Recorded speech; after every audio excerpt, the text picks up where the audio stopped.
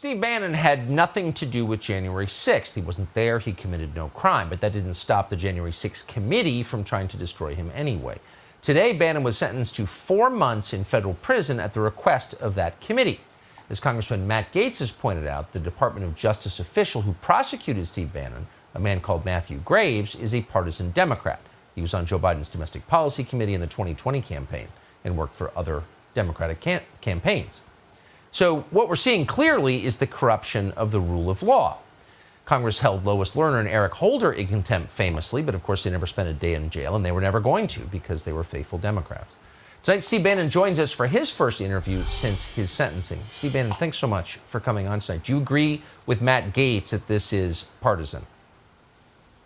Oh, it's 100%. I mean, the whole Justice Department under Merrick Garland has become radically partisan, and I think that's after we win on November 8th to deliver this crushing blow against the Democratic Party, this regime. Tucker, I strongly believe you'll see Merrick Garland impeached next year by the new Congress. I certainly hope so. People who say 4 months in prison is not a big deal had never been to a prison. It is a big deal. How are you going to respond to this? Do you plan to submit? Well, number one, we have the judge laid out today a number of areas of appeal. I've got a great legal team. My legal team is working on the appeals right now. We've got appeals on use of attorney, separation of powers, executive privilege, the structure of the January 6th committee. So we've got a lot of appeals. They'll work through the appeals process, and so this is all my sentencing is all pending the appeals process, and we'll work through it. Like I said on your show the first time. At the end of the day, I got to go to prison by this illegitimate regime. Hey, I respect what the judge did today. I'm prepared to do it, but we got a long appeals process. What do you think this says about our system more broadly, however? I mean, you're saying that you're being sent to prison because you advised Donald Trump politically. I mean, that doesn't sound like a free country where something like that could happen.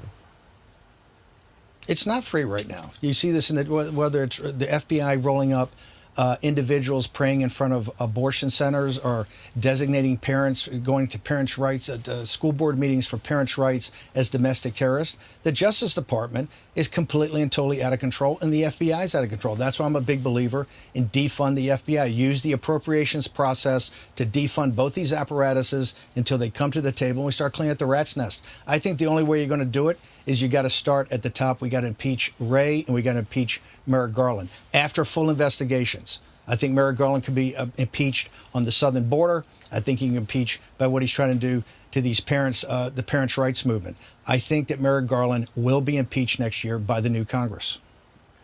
One of the reasons that our system has become partisan and the rule of law is evaporating is because no one's pushing back against it.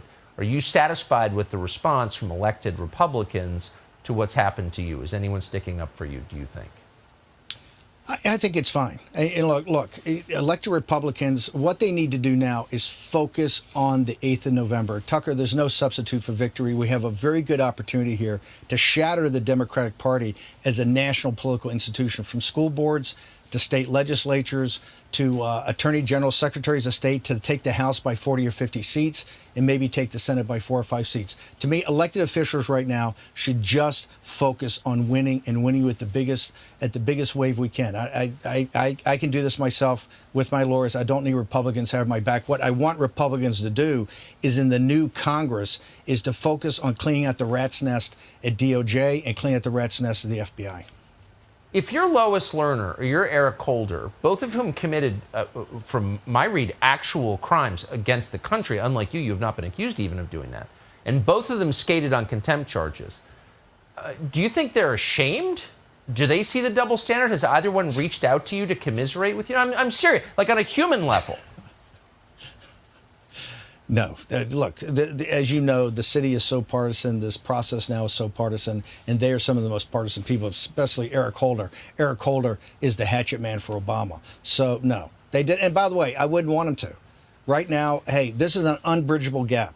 You have the Republicans and the MAGA forces on one side. You have these radical Democrats on another. You see, this is not rule of law. It's like a banana republic. You can't compromise in this. There's no substitute for victory. We have to win massively on the 8th, and then this new Congress has to really go and enforce the rule of law. And the way you enforce the rule of law is start serious investigations, not political, serious investigations, Tucker. And after those investigations, start bringing articles of impeachment and throw these bums out, whether it's Mayorkas at DHS or Garland at the Attorney General, and who knows where it ends. Yeah, who knows where it ends is right. Steve Bannon, good luck.